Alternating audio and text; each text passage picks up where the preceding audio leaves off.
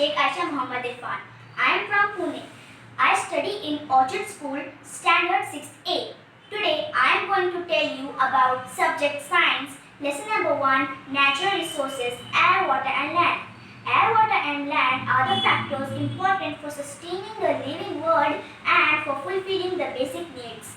They are called natural resources. All living things on the earth are associated with air, water and land. Air, water and land is called the earth's atmosphere, hydrosphere and lithosphere. These living things and parts of the lithosphere, hydrosphere and atmosphere which they occupy are together called the biosphere. Now I am going to tell you about these 3 natural resources in detail. Air. The air in the atmosphere which is around the earth contains nitrogen, oxygen, carbon dioxide, 6 inert gases, nitrogen dioxide, sulfur dioxide, water vapor and dust particles. The troposphere contains about 80% of the total mass of the gases in the air, while the proportion is about 19% of gas in the air in the stratosphere. Further, in the mesosphere and ionosphere, the proportion of the mass of gases in the air goes on decreasing. Gases are not there in the exosphere and beyond. Now I am going to tell you about some uses of gases in the air. First is the nitrogen. Nitrogen helps living things for building their necessary proteins and is also used for packaging the foodstuffs. Second is oxygen. Oxygen is very necessary for the living things for the respiration. Third is the carbon dioxide. Carbon dioxide is used by plants to make their own food and is also used in fire extinguishers. Now, argon. Argon is used in electric bulbs. Helium. Helium is used in obtaining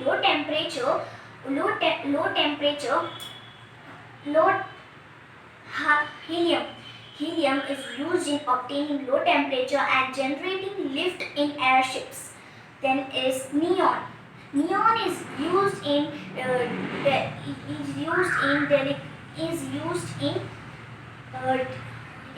decorative lights and for lighting the streets. Third is krypton. Krypton is used in fluorescent tubes. The last and the least is xenon. Xenon is used for flash photography. Now we have finished this. Now I am going to show you 3 pictures. From that 3 pictures, can you tell me in these 3 pictures what is common? Wait, I will show you. Can you see these 3 pictures? In these 3 pictures there is a factory, there is a vehicle and there is a fire. What is common in this? I will give you 5 seconds. Yes, the air pollution is common. The smoke which is coming out from the factory, from the vehicle and from the burning of the forest or anything is common in this. Now what is this smoke called? This smoke is called as the air pollution. Now what is air pollution? An air pollution is a mixture of gases, a mixture of harmful gases which is combined and then thrown out of the factories, vehicles and the burning things which are like a forest, fuels, diesel, like anything, etc. Now, and we should not produce air pollution, because if we breathe that air pollution, the smoke enters our body and it can harm us. It is not helpful for us. It is very harmful for us. So if you ever see the smoke coming out from a vehicle, from a factory or from something is burning around you, you should go out of that place, or you should keep a handkerchief in your hand and you should cover your nose or your mouth. Now I am going to tell you about the ozone layer. What is ozone layer? The ozone layer is a protective shell around the earth which protects us from the sun rays. Now the question will be, how the sun rays can be harmful for us? The sun rays, if the ozone layer is not there, think it is the sun, this is the earth. If the ozone layer is not there, the sun rays, that we will call it ultraviolet rays, the sun rays directly harmful for us. If the sun rays are falling directly on the earth, the sun is so too hot and the rays of it are falling on the earth directly, so it will be harmful for us. So that is why the God have made a ozone layer. The ozone layer protects us from the sun rays. Now you will be thinking that how the ozone layer protects us from the sun rays. The ozone layer, what it does, when the think it is a sun, this is the ozone layer, and below it the earth is there. The sun rays come, the ultraviolet rays come, and first it touches to the ozone layer. When it touches to the ozone layer absorbs the harmful rays and sends down on the earth the rays which are not harmful for us. Like I explain you again. Sun, ozone layer. The sun rays come here and first touch the ozone layer. The ozone layer, what it does, the ozone layer takes the harmful gases, it absorbs the harmful gases, and the rays which are not harmful for us, it sends it below it and sends on the earth. And the rays which are coming on the earth, they are not harmful for us. That is why they say, some others say that from the rays we get vitamins or anything, I don't know, etc. They get it. Now I am going to tell you about water. Now I am giving you an example. You have kept a fast in your first life. In your life, the first time you have kept fast, you have become 9-10 years old and you have kept a fast. Now for the first you are feeling very thirsty, and you are not feeling comfortable. You are waiting when we will open the fast, when I will drink water. This shows that water is a very important for our life. If we don't drink water for one day, we become like we are an animal. We don't get water for 2 to 3 days. We do like that. So this shows we should not waste the water. If someone is wasting, tell him, explain him that please don't waste the water. If the water will be not there, then we will be not there. Please thank the God that the God have gifted us a water. The water is colorless. It don't have any shape, it don't have any taste. Then also we like to drink it. Like when we drink water, we get a relief. We think that I was dying and someone gave me a life. We think like that, no? And when we are thirsty, very thirsty, and someone gave us cold drink, we drank a cold drink, then it will give us that much relief that water gives us, because it is a natural component, it is a natural resource the God have given us. So that please don't waste the water and don't do anything to the water. Please use your water in how much quantity you drink, and you should in a day you should drink 3 to 4 liters of water, that your bodily function should run smoothly. Now I am going to tell you about the land. The land has 5 layers in it. I'll show you what are the layers. Think this is a plant. It has leaves.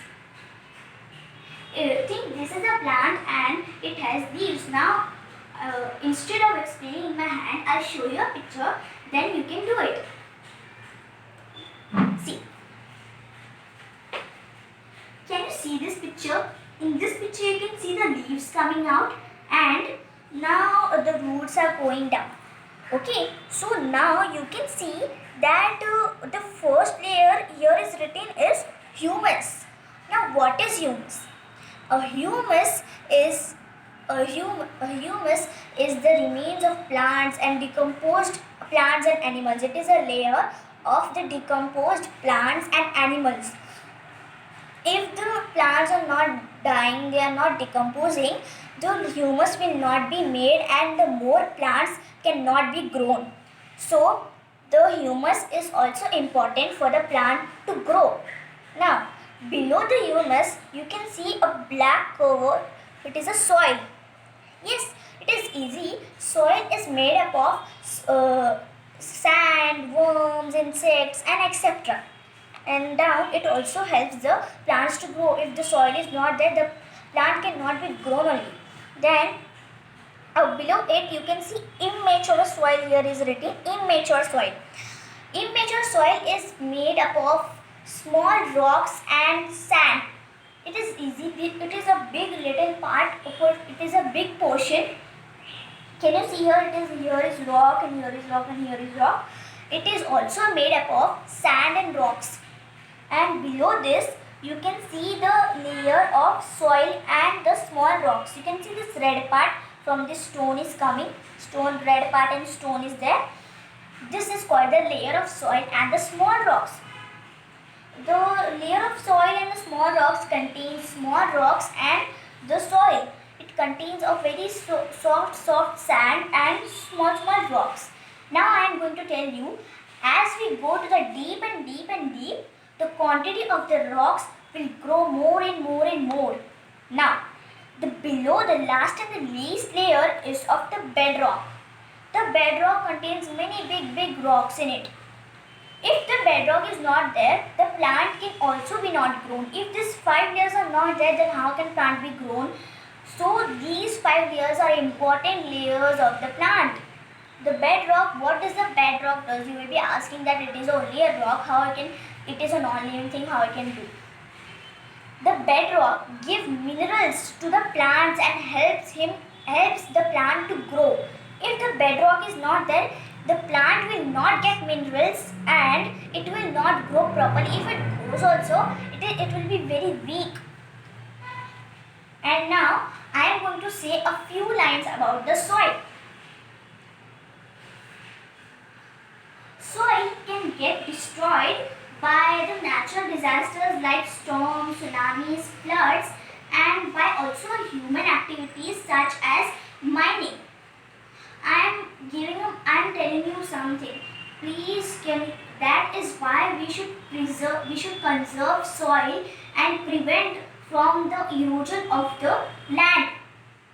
That is why it is necessary to conserve the soil. If the soil is not there, then plants will not grow. If the plants will not grow, we will not get food, vegetables and other things.